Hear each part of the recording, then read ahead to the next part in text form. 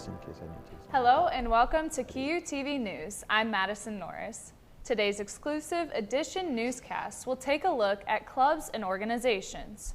Have you ever been involved in a club on campus? Well, there are 31 clubs and organizations listed on the QU website. All of these have had a presence at QU, but which ones are currently active? Today, Trenton Henderson joins us. Trenton is the Director of Student Engagement at QU. Thank you and welcome, Trenton. Thank you so much for having me.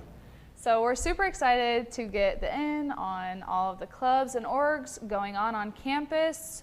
But first, let's start out with what exactly is your job and your role? Yeah, so as you previously stated, I'm the Director of Student Engagement, and so that kind of has three parts to it. I'm over the clubs and organizations, I plan all student events, and then I'm also over intramurals. So my clubs and organizations section is something that we've really been trying to ramp up lately.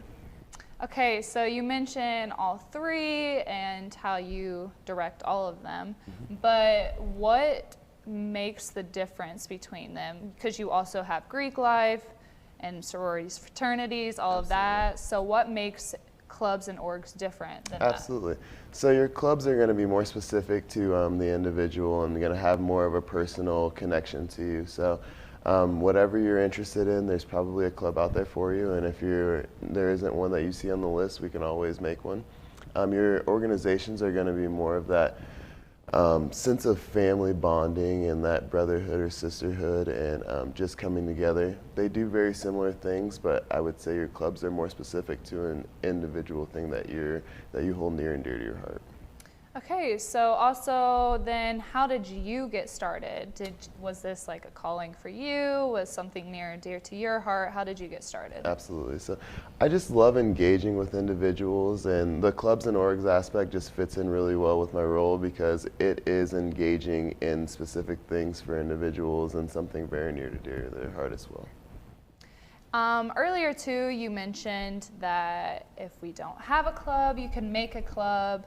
If a student is trying to make a club, how can they go about that? Yeah, so all they have to do is set an appointment with me. We'll sit down for about an hour. We'll talk about what club or organization they're trying to make on campus, what kind of their mission is to do so, and then we'll bring them in and they'll sign an application, and that's pretty much the end of that process. So during several of our previous conversations, we've talked about the dying culture of clubs. Why do you think clubs on college campuses all around the nation are starting to die out? Absolutely. So, I mean, COVID definitely played a role in that, and it kind of made us kind of seclude, and clubs are very active, and you have to be together to really make a club thrive. And so with COVID, us being apart and even doing the Zoom meetings, it's just not the same as being in person. I think social media has also stepped in very heavily into that, and so there's all these different subgroups that you can join, and people think that that's a substitute for a club and organization on campus, but there's no substitute for the face-to-face interactions. Yeah, so also Quincy is heavily influenced by its student athletes, and we're a big sports campus. Would you say that that also plays a role, and if it does, and students that are also athletes want to become involved, how can clubs be inclusive in that form? Absolutely.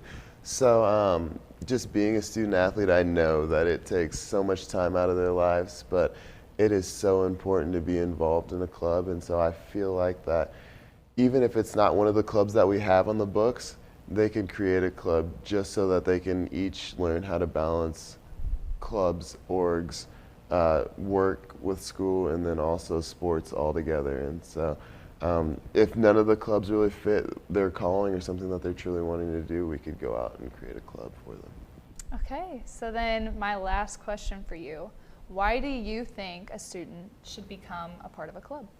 Absolutely. So it just gives you that sense of belonging, and when you feel a certain type of way and you're surrounded by other like-minded people, it just influences you in so many ways, and sometimes it challenges you to think different on the topic, but it really does drive you past the point that you always were, and just interacting with individuals is always important. Well, thank you so much, Trenton, for joining us, and I really appreciate all of the content you've given us for the clubs and orgs. And thank you so much for having me. After the break, we will take a look at the new clubs that are coming back to campus.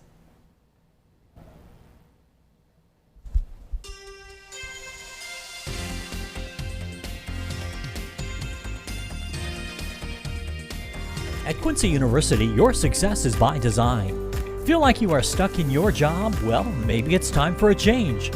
Consider one of our graduate degree programs at Quincy University, designed to fit your schedule and advance your career. We know everyone has a busy schedule. That's why we offer a flexible program to fit your needs.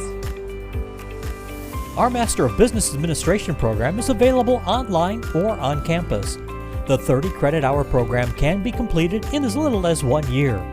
Our MBA program will prepare you for a multitude of positions within all types of organizations. I just was recently promoted to a new position a couple months ago, and I think if I wouldn't have had that advanced degree from QU, I don't know if I would have been as successful in getting that. If you're interested in promotion and higher earning potential, our MBA program is the first step in achieving your goals. Our Master of Science in Education counseling degree will facilitate personal and professional growth. The KCREP accredited program prepares you for a professional career, working as a counselor in clinical mental health, school counseling, or college student personnel. This program is committed to the development of counselors and giving you the tools you need in a diverse world in which you live and practice. I chose Quincy University, one, because of their values, but one thing that I believe in personally and professionally is being a servant leader, and QU leads with that mission. So that was really an easy fit for me, and it just made sense as far as what I believe, what QU believes, and how they bring that together to impact who they are as an institution. If you have the desire to enrich your professional career in the field of education, our Master of Science in Education degree is right for you. This program concentrates on teacher licensure tracks, including elementary and secondary education, as well as special education. Staff here, the professors, and even the administrative people here will work with you and they care about you as an individual. The classes are smaller, and you have more of that one-on-one interaction. Looking for an alternative to classroom instruction? QU offers 2 non-licensure track options, curriculum and instruction or leadership. I will help you navigate the enrollment process and help support you throughout your time at QU. Ask if you qualify for our tuition program discount. So why choose Quincy University? Excellent teachers, beautiful campuses, safe and local community, and meeting lifelong friends and groups and experiences important. QU has that all and more. Invest in yourself and advance your career with a graduate degree from Quincy University, where your success is by design.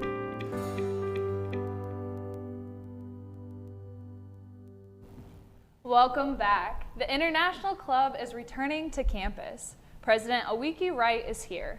Ouekie, how did you get involved in the club's return? Well, after completing several semesters here at Quincy University, I get to understand that there's a lot of international students here on campus, and by having, several group meetings, I realized that, international students are here and they really want to be the best they can be, but at the same time, coming from a different country, you feel like you're here by yourself. So I take the initiative and saying that with, international students coming together, we will be better able to share our different experiences based on what we have been through and the hard work we are putting to get here. And so therefore, as a result of doing this club, I speak with Tristan, our youth, the director of clubs and everything, and he gave us the initiative to go ahead and do such thing.